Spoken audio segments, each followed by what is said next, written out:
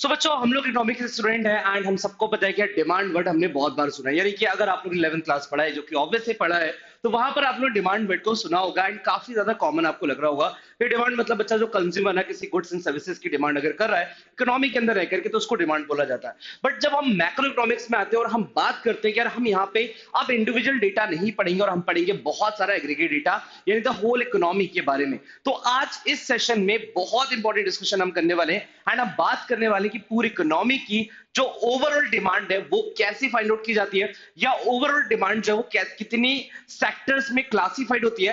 तो बहुत ज्यादा इंटरेस्टिंग सेशन होने वाला है, बहुत ज्यादा मजेदार सेशन होने वाला है। तो व्हाट आर वेटिंग फॉर, चलिए स्टार्ट करते हैं एंड डिस्कशन करते हैं the most important topic of this chapter कि भाई एग्रीगेट डिमांड का मीनिंग एंड इसकी कंपोनेंट्स और साथ ही साथ में मैकेनिज्म क्या होता है एग्रीगेट डिमांड का, सब कुछ हम पढ़ने वाले हैं। तो भैया meaning and components of aggregate demand and start करते हैं सबसे पहले एक बहुत अच्छी वाली डेफिनेशन से। ओके, तो यहां पर एग्रीगेट डिमांड की हमें जो डेफिनेशन दिख रही है बच्चों, हम क्या बोलेंगे एग्रीगेट डिमांड की डेफिनेशन को लेकर के, तो हमने बोला बेसिकली सर यहां पे aggregate demand is the value of total expenditure on the goods and services in an economy, is it. तो यानी एक इकोनॉमी के अंदर पहले हम क्या बोलते थे गुड्स एंड सर्विसेज की डिमांड एक पर्टिकुलर इंडिविजुअल की कितनी आ रही है, इज इट। तो आपने बोला बिल्कुल ठीक है sir, but the thing is की एग्रीगेट डिमांड मतलब अच्छा aggregate demand is the value of total, यहां पे क्या इंपॉर्टेंट है हमारे लिए, total expenditure on goods and services in an economy during the fiscal year. क्या बोला गया, during the fiscal year. It means कि एक साल के अंदर अंदर इकोनॉमी में रहने वाले जितनी भी सेक्टर्स हैं जो कि डिमांड करते हैं या डिमांड करने के लिए एलिजिबल है, तो बेसिकली वो कितना टोटल डिमांड कर रहे हैं इकोनॉमी के अंदर रहते हुए। और बोला गया बच्चा, और डिमांड किस चीज की, तो आप बोलोगे sir total value of goods and services, demand किस चीज की बच्चा, तो demand of total goods and services in an economy during a fiscal year या एक फाइनेंशियल ईयर, एक ही बात है। तो हमने बोला बिल्कुल ठीक है सर, ध्यान again it depends upon the level of income in the economy, components of aggregate demand हम पढ़ेंगे, बट क्या बोला गया, तो हमेशा ध्यान ध्यान रखिएगा बच्चा कि डिमांड की स्टडी जब आप करते हो या एग्रीगेट डिमांड की अगर हम बात करें तो एग्रीगेट डिमांड की जब भी हम स्टडी करते हैं totally depends on the level of income which is to be generated in economy, कि इकोनॉमी के अंदर जो हमारा लेवल ऑफ इनकम है, यानी एक इकोनॉमी की अगर हम बात करें तो इकोनॉमी के अंदर हमारा लेवल ऑफ इनकम कैसे निकाला जाता है या लेवल ऑफ इनकम के बेसिस पे डिमांड कैसे होती है। तो चलिए ठीक है, डिमांड के बारे में लेवल ऑफ इनकम के बारे में बात करेंगे, बट सबसे पहले हम डिस्कशन करते हैं कि जब होल इकोनॉमी की बात की जाए, यानी कि जब हम डिमांड पढ़ते थे 11th में, तब आपके माइंड में एक ही थॉट होता था कि एक जो कंज्यूमर है, एक पर्सन है, वो किसी गुड्स एंड सर्विसेज की डिमांड कर रहा है। तो आपने बोला बिल्कुल सर, वो किसी गुड्स एंड सर्विसेज की बच्चों क्या कर रहा है, डिमांड कर रहा है। तो आपने बोला बिल्कुल ठीक, ये सर सिंपल था कि भाई गुड्स एंड सर्विसेज की डिमांड करना है, एक कमोडिटी की डिमांड करना, कोई पर्सन कर रहा है, तो उसका मतलब था बिल्कुल क्लियर थॉट है, यहाँ पे कोई कंफ्यूजन कोई प्रॉब्लम नहीं थी। बट जब बात होल इकोनॉमी की होती है तो सबसे पहले माइंड में थॉट यही आता है कि इकोनॉमी के अंदर कितनी वेरियस सेक्टर्स अवेलेबल है जो सारे सेक्टर्स मिलकर के डिमांड कर रहे हैं। तो आप बोलोगे sir basically we can see that कि इकोनॉमी के अंदर जब यहाँ पर बोला जाता है बच्चा कंपोनेंट्स के अंदर, यानी कंपोनेंट्स ऑफ एग्रीगेट डिमांड में जब हम बात करते हैं तो हमें समझना है the whole economy will be classified, यानी the whole economy will be classified into 4 sectors. Okay, पूरी जो इकोनॉमी है वो 4 सेक्टर्स में क्लासिफाइड है। अभी आप बोलोगे सर ये 4 फैक्टर्स कौन से हैं, क्या आप बता सकते हो। मैंने कहा बिल्कुल ध्यान सुनिएगा कि 4 सेक्टर्स क्या है भाई, तो पहला है भाई हाउस होल्ड, देन उसके बाद है बच्चा फर्म, देन उसके बाद है गवर्नमेंट, और चौथा है बच्चा नेट एक्सपोर्ट। क्या है, तो चौथा है हमारा नेट एक्सपोर्ट, यानी कि बेसिकली हमारे गुड्स एंड सर्विस की डिमांड कौन कौन कर रहा है, तो प्राइवेट हाउस होल्ड यानी हम जैसे लोग। उसके साथ साथ इकोनॉमी के अंदर रहकर डिमांड कौन कर रहा है, तो कुछ चीजों की, कुछ गुड्स एंड सर्विसेज की, कुछ कमोडिटीज की डिमांड कर रहा है हमारा फर्म, यानी for the investment purpose, we can say that. और थर्ड क्या है भाई हमारा, तो थर्ड बोला जाए गवर्नमेंट, जो गवर्नमेंट कहीं ना कहीं आपके consumption as well as investment दोनों तरह के लिए गुड्स एंड सर्विसेज की डिमांड कर रहा होता है। एंड द थिंग इज कि last will be your net export, कि हमारी कंट्री के कुछ गुड्स एंड सर्विसेज की डिमांड हमारा फॉरेन सेक्टर भी कर रहा है, यानी कि जो गुड्स हम एक्सपोर्ट करते हैं वो सारी चीजें यहां पर बात हो रही है। तो ऑल दो बच्चा सबसे पहले हम बात करेंगे 4 सेक्टर इकोनॉमी में। आपने कितने सेक्टर पढ़ लिए भाई, तो आप बोलोगे सर 4 सेक्टर है, तो ऑब्वियसली चार सेक्टर की बात हम यहाँ पे करेंगे। एंड वो 4 सेक्टर मैंने क्या बोला, प्राइवेट हाउस होल्ड यानी हम जैसे लोग, उसको डिनोट किया जाता है बच्चा सी से, यानी जैसे आपने बोला प्राइवेट कंजम्पशन एक्सपेंडिचर किससे डिनोट किया जाएगा बच्चा, सी से, जो कि हम अभी डिस्कस करेंगे कि भाई प्राइवेट कंजम्पशन एक्सपेंडिचर में आपको कितना पता होना चाहिए।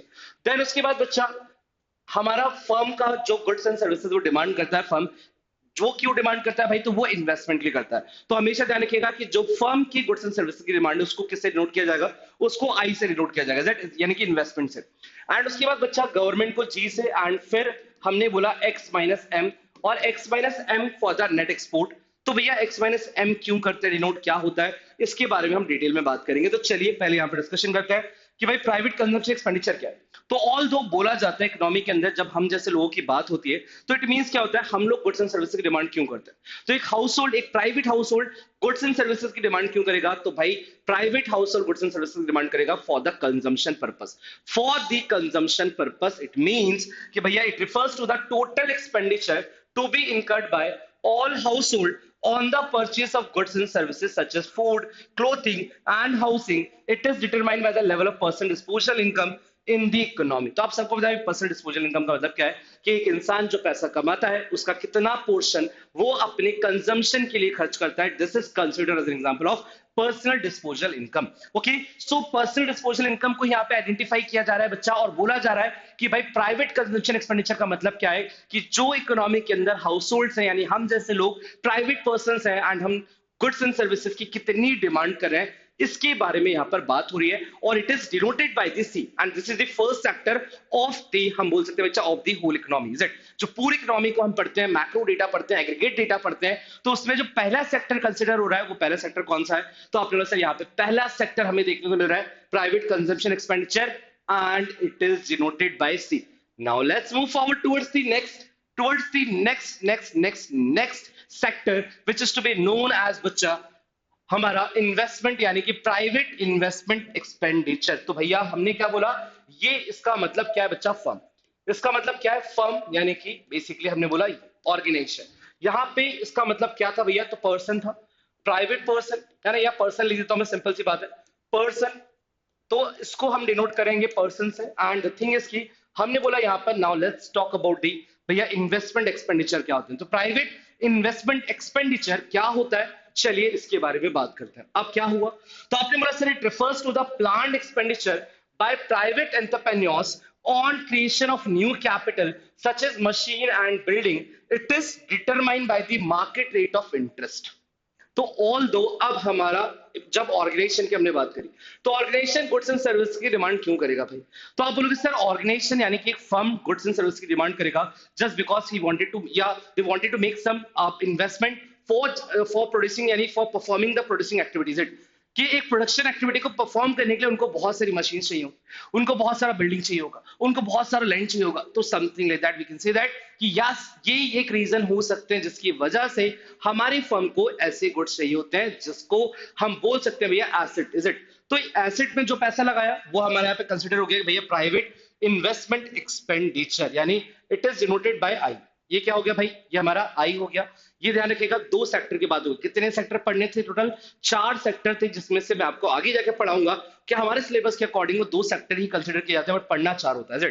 यानी 4 पढ़ लो, बट जब अंडरस्टैंडिंग एग्रीगेट डिमांड की कंपोनेंट्स की बात करेंगे तो वहां पर आपको समझना है कि जो मैकेनिज्म है वो सिर्फ और सिर्फ 2 सेक्टर्स आएंगे। पहला वाला सेक्टर प्राइवेट कंजम्पशन एक्सपेंडिचर, और यहाँ पे प्राइवेट इन्वेस्टमेंट एक्सपेंडिचर। बट अभी हमने सिर्फ और सिर्फ चारों सेक्टर्स को पढ़ना चाह, रीड करना चाह, समझना चाह, तो भाई तीसरा वाला सेक्टर हमारा कौन सा, गवर्नमेंट सेक्टर। इज इट, तो गवर्नमेंट एक्सपेंडिचर की गवर्नमेंट जो पैसा खर्च करता है वो कौन सी तरह की गुड्स के लिए करता है बच्चा, तो फॉर किस तरह की गुड्स के लिए बच्चा, तो आपने ना सर 2 तरह की गुड्स के लिए, फॉर कंजम्पशन गुड्स और कुछ इन्वेस्टमेंट गुड्स भी है ना, कुछ इन्वेस्टमेंट यानी कुछ कैपिटल गुड्स भी।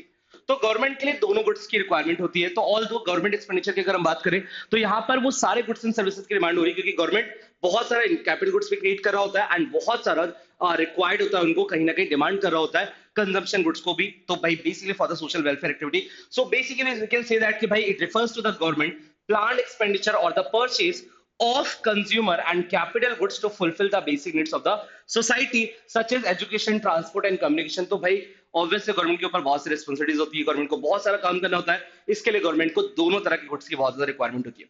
अब एक चीज और ध्यान समझिएगा कि जब हम बात कर रहे थे सर एग्रीगेट डिमांड, तो क्या ये एग्रीगेट डिमांड एक एक्चुअल डेटा है या ये एग्रीगेट डिमांड एक प्लान डेटा है। तो आप हमेशा इस बात का ध्यान रखिएगा कि यहाँ पर we are estimating a proper expenditure कि एक साल का टोटल डिमांड कितना क्रिएट हो सकता है इकोनॉमी के अंदर। This is this process will be known as भैया एग्रीगेट डिमांड, कि एक साल के अंदर टोटल चारों सेक्टर्स मिलकर के हमारी इकोनॉमी में कितने गुड्स एंड सर्विसेज की डिमांड करेंगे। एंड वो चार सेक्टर सबसे पहले हम यहाँ पे पढ़ रहे हैं कि इसके अंदर हमारा आ गया भैया basically consumption, then the investment and for the government, जहां पे कंजम्पशन एंड इन्वेस्टमेंट दोनों कंसिडर हो रहा है। And now let's move forward towards the last factor of this whole economy की हम बात करें, अगर एग्रीगेट डेटा की बात करें तो यहाँ पे लास्ट फैक्टर हमें क्या मिल रहा है बच्चा, तो नेट एक्सपोर्ट। और नेट एक्सपोर्ट को क्यों क्या बोला जा रहा है भैया, तो नेट एक्सपोर्ट को डिनोट किया जा रहा है एक्स माइनस एम से, एक्स माइनस एम से। तो आपको सबसे पहले समझना है कि नेट एक्सपोर्ट निकलता कैसे है। आपको सबसे पहले समझना है कि भैया नेट एक्सपोर्ट कैसे निकलता है। तो आप बोलोगे सर नेट एक्सपोर्ट निकलता है total total total total export, total export और माइनस टोटल इंपोर्ट से, total export minus total import. अब एक बात का ध्यान रखिएगा बच्चों कि अगर हम बात करें यहाँ पे total export minus total import क्यों कर रहे हैं भाई, तो इसका मतलब सिंपल सा थॉट है कि आपने साल भर में कितना, यानी एक्सपोर्ट का मतलब क्या है, जब आप एक्सपोर्ट करते हो तो आपके पास पैसा आता है, यानी कि इनफ्लो ऑफ कैश। क्या आता है भाई, तो अपना sir inflow of cash, inflow of cash, पैसा जाता है तो हम क्या बोलते हैं भैया, यानी जब हम इंपोर्ट करते हैं तो गुड्स एंड सर्विसेज खरीदने के लिए हमारे पास से पैसा जाता है, तो इट मींस कि सर ये क्या हो गया हमारा, तो ये हो गया हमारा outflow of cash, outflow of cash. तो basically we have to find out the value of net export. हमें क्या निकालना होता है, हमें नेट एक्सपोर्ट क्रिएट करना होता है, कैलकुलेट करना होता है, इज इट। तो कभी भी अगर आपसे पूछा जाए कि net export is equal to the, तो आप plus total export minus import, and export is denoted by X. Export को डिनोट किया जाता है बच्चा एक्स से और इंपोर्ट को डिनोट किया जाता है एम से। तो इसका मतलब जो नेट एक्सपोर्ट का फॉर्मूला बन गया वो क्या बन गया भैया, तो हमने नेट एक्सपोर्ट का छोटा सा फॉर्मूला बना लिया कि net export is equal to, net export is equal to भैया X minus M, is it. तो x माइनस एम करोगे आपको नेट एक्सपोर्ट का वैल्यू मिल जाएगा। अब कितने सेक्टर्स आपने पढ़ लिए, आपने टोटल चार सेक्टर्स पढ़ लिए, टोटल चार सेक्टर्स पढ़ लिए। एंड चार सेक्टर्स में हम लोग यहाँ पे क्या बात करेंगे, तो हमने बोला बेसिकली बच्चा सिंपल सी बात है, एक हो गया हमारा ऑब्वियसली अगर हम बात करेंगे भाई private consumption expenditure, then private investment expenditure and government expenditure, और लास्ट विल बी और बच्चा, तो लास्ट हो जाएगा हमारा नेट एक्सपोर्ट, इज इट। तो ये चार सेक्टर मिलाकर के हमारी पूरी इकोनॉमी मॉडल बन रहा है। अब इस चीज को समझिएगा कि जो पूरा एग्रीगेट डिमांड का सिलेबस है, एग्रीगेट डिमांड का जो कॉन्सेप्ट है, तो आप इस बात को ध्यान रखो और क्या बोलोगे कि एग्रीगेट डिमांड का अगर हम यहाँ पे डिस्कशन कर रहे हैं तो बेसिकली एग्रीगेट डिमांड जो प्लान डेटा है बच्चों, तो इस प्लान डेटा के लिए, इस प्लानिंग के लिए, इस एस्टिमेशन के लिए, अगर ये प्लान है it is based on the estimation, तो आप इस बात का क्या ध्यान रखोगे भैया कि एस्टिमेशंस में, प्लान डेटा में दो चीजें आती हैं एंड दो सेक्टर को ही कंसीडर करना होता है। कभी भी आपसे बोला जाएगा right the various components of aggregate demand, then you have to mention all the four sectors, okay. जो चार सेक्टर्स हमने पढ़े तो वो चारों सेक्टर्स आपको मेंशन करना पड़ेगा। बट अगर आपको यहाँ पे समझा जाए कि एग्रीगेट डिमांड का अगर आप मैकेनिज्म कर रहे हो, आप एग्रीगेट डिमांड का स्टडी कर रहे हो, एनालिसिस कर रहे हो, तो वहां पे आपको टू सेक्टर इकोनॉमी मॉडल को ही कंसीडर करना है, यानी टू सेक्टर इकोनॉमी मॉडल के अंदर क्या होगा भाई, two factor circular of income model हमने पहले भी देखा है। तो उसी की तरीके से हम क्या बोलेंगे कि टू सेक्टर इकोनॉमी के अंदर सिर्फ हमें हाउस होल्ड और बिजनेस का ही देखना है, इज इट। यानी कि ये दोनों सेक्टर मिलकर के फाइनल कितनी वैल्यू के, टोटल कितनी वैल्यू के गुड्स एंड सर्विसेज की डिमांड कर रहा है, गुड्स एंड सर्विसेज की बच्चों क्या कर रहा है, डिमांड कर रहा है।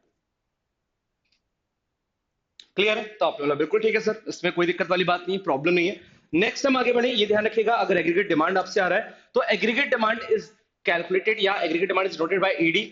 और इसमें अगर दो सेक्टर ले रहे हो तो पहला सेक्टर जिसको हम सी से नोट करते हैं, दूसरा सेक्टर जिसको हम आई से नोट करते हैं, तो एडी इज इक्वल टू बच्चा C plus I. Again I am repeating this कि भाई AD is equal to C plus I, ये हमने यहां पर मेंशन कर दिया और यही दो सेक्टर को लेकर के हमें आगे बढ़ना है। गॉट इट बच्चों, तो चलो अब सिंपल सा थॉट ये समझिएगा कि भाई सबसे पहले यहां पे क्या है, तो आपको पूरा का पूरा मैंने स्टार्टिंग में बता दिया था कि जब हम एग्रीगेट डिमांड को पढ़ते हैं तो इसका बेस क्या लेते हैं, हम इसका बेस हमेशा इनकम लेते हैं, यानी एक इस लेवल ऑफ इनकम पे कितना कंजम्पशन हो रहा है, कितना इन्वेस्टमेंट हो रहा है। तो सबसे पहले ध्यान रखिएगा अगर इकोनॉमी के अंदर जीरो इनकम है तो क्या कंजम्पशन होगा, तो आपने सर कंजम्पशन होगा, बिकॉज कुछ ऐसे गुड्स एंड सर्विसेज होते हैं जिनको हम कभी भी मतलब आप इग्नोर नहीं कर सकते, अवॉइड नहीं कर सकते, डिनाई नहीं कर सकते, तो आपको एनी हाउ भी यूज करना पड़ेगा at zero level of income पे।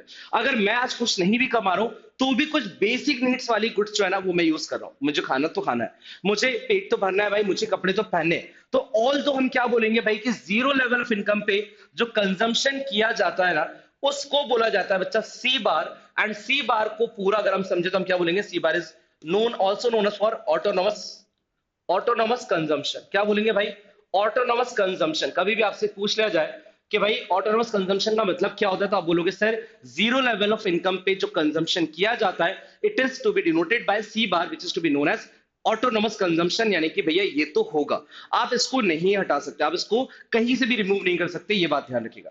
फिर हमने 100 रुपए कमाया तो हमने खर्चा किया 120। ऑब्वियस है भाई, अभी हमने 100 रुपए कमाया तो हमारा खर्चा बियॉन्ड हो रहा है, यानी ज्यादा हो रहा है, क्योंकि हमारा जीरो लेवल पे ही ज्यादा था। फिर धीरे धीरे करते करते जब हमारा पैसा बढ़ता जाएगा बच्चा, तो कंजम्पशन क्या होते जाएगा, तो आपने सर कंजम्पशन भी बढ़ तो रहा है, इनकम के बढ़ने से कंजम्पशन तो बढ़ेगा, बट इस बात का ध्यान रखना कि जितना तेजी से इनकम बढ़ रहा है, जितना तेजी से इनकम बढ़ रहा है, उससे उसके कंपैरिजन में जो ग्रोथ होती है ना कंजम्पशन की, वो थोड़ा सा स्लो होती है। इज इट, वो थोड़ा सा स्लो होती है, इस बात का ध्यान रखिएगा। तो जैसे मैंने क्या बोला कि यहां पर मैंने हर एक इनकम लेवल पे एक कंजम्पशन का वैल्यू लेके रखा हुआ, इज इट। और साइड में आपको क्या दिख रहा है, आई। अब ये सर आई क्या है, तो अगेन मैंने बोला एडी का फॉर्मूला भी समझाया था मैंने, एडी के लिए दो सेक्टर चाहिए, और कंजम्पशन सेक्टर यानी प्राइवेट कंजम्पशन एक्सपेंडिचर, और उसके बाद हमने बोला था बेसिकली बच्चा प्राइवेट इन्वेस्टमेंट एक्सपेंडिचर। तो यहां पर AD is equal to C plus I, यानी आई आप देखोगे कि सारे लेवल ऑफ इनकम पे कॉमन है। क्यों भैया ऐसा, ऐसा किसने बोला सर, इन्वेस्टमेंट क्यों नहीं बढ़ रहा, इन्वेस्टमेंट कम क्यों नहीं हो रहा, तो हमने बोला बेसिकली इन्वेस्टमेंट है ना भाई, दो चीजों में क्लासिफाइड होते हैं, there are two types of investment are there, is it. तो हम बोल सकते हैं, वी कैन सी दैट कि भाई investment will be classified into two different categories, first will be your induce investment and second will be your autonomous investment. तो यहां पर हम लोग कौन से वाले इन्वेस्टमेंट की बात कर रहे हैं, तो सर पहले बता दो ऑटोनोमस इन्वेस्टमेंट क्या होता है। Autonomous investment are those investment which is considered and constant in all the level of income, just because कि ये वाला जो इन्वेस्टमेंट है ना, ये बिल्कुल जीरो लेवल ऑफ इनकम पे होने वाला इन्वेस्टमेंट है, यानी कि इतना तो होगा। जैसे हम बोलते हैं ना हमें कुछ कंजम्पशन गुड्स चाहिए होता है, वैसे ही हमें रहने के लिए घर तो चाहिए, तो वो घर हमारा क्या हो जाएगा भाई, बेसिकली बेस हमारा इन्वेस्टमेंट हो जाएगा कि उतना तो हम करना है। और जो दूसरे इन्वेस्टमेंट्स होते हैं which is to be known as induced investment, तो induced investment is just to be done for earning profit, is it, for profit maximization, for getting a returns। अगर रिटर्न्स लेने के लिए अगर आप इन्वेस्टमेंट कर रहे हो तो इट मींस कि वो इंड्यूस इन्वेस्टमेंट है। तो यहाँ पे जिस इन्वेस्टमेंट को हम ले रहे हैं ना बच्चा, वो इंड्यूस इन्वेस्टमेंट नहीं है, वो क्या है, वो ऑटोनोमस इन्वेस्टमेंट है। तो अब हमारा एडी का वैल्यू निकल जाएगा इजीली कि भैया कंजम्पशन प्लस इन्वेस्टमेंट, तो एडी कितना हो गया, एडी का फॉर्मूला क्या है बच्चा, सी प्लस आई है।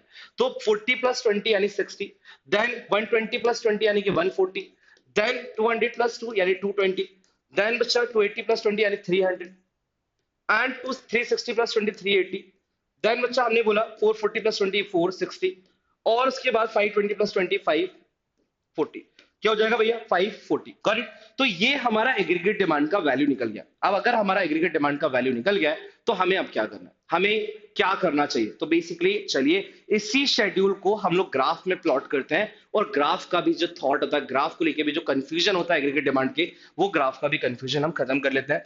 तो आपको पहले से मैंने यहाँ पे ग्राफ बनाया हुआ है, बट द थिंग इज कि आपको इसको समझा दूं मैं कि इस रे पे दो आपके पास एक्सेस होते हैं, ये वाई एक्सिस है और ये हमारा एक्स एक्सिस है, दैट ये ध्यान रखिएगा बच्चा कि हमें एक्स एक्सिस पे क्या प्लॉट करना है और वाई एक्सिस पे हमें क्या प्लॉट करना है। तो हमें एक्स एक्सिस पे यहाँ पर आपको इनकम प्लॉट करनी है, तो हमने बोला एक्स एक्सिस पे इनकम, इनकम को डिनोट किया जाता है वाई से, तो हमने बोला एक्स पे इनकम लिख देते हैं, यानी भैया 0 देन 100 देन 200 देन 300, है ना, तो 400 समथिंग लाइक दैट, ऐसे अपन ने मार्क कर दिया 600 700।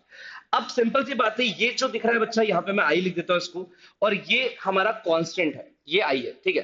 तो अब आप क्या बोलोगे, ये जो आई आपको दिख रहा है, ये जो आपका ये वाला रे दिख रहा है बच्चों, ये जो रे आपका दिख रहा है बनता हुआ, ये कौन सा वाला बनेगा, तो भैया ये इन्वेस्टमेंट है। क्योंकि आपने देखा हर लेवल ऑफ इनकम पे, हर लेवल ऑफ इनकम पे इन्वेस्टमेंट क्या था बच्चा, इन्वेस्टमेंट कांस्टेंट था। और कांस्टेंट क्यों था, जस्ट बिकॉज ऑफ ये कौन सा इन्वेस्टमेंट है, तो ये ऑटोनोमस इन्वेस्टमेंट है। कौन सा इन्वेस्टमेंट है भाई, तो ये ऑटोनोमस इन्वेस्टमेंट है। तो 100 जीरो पे भी 20 था, 100 पे भी 20 है, 200 पे 20 है, 300 पे 20 है, 420 है, तो ये सेम है, इज इट। तो आपने बोला बिल्कुल ठीक है सर। देन अगेन हमने बोला ये कौन सा ऑप्शन है, तो ये कंजम्पशन है।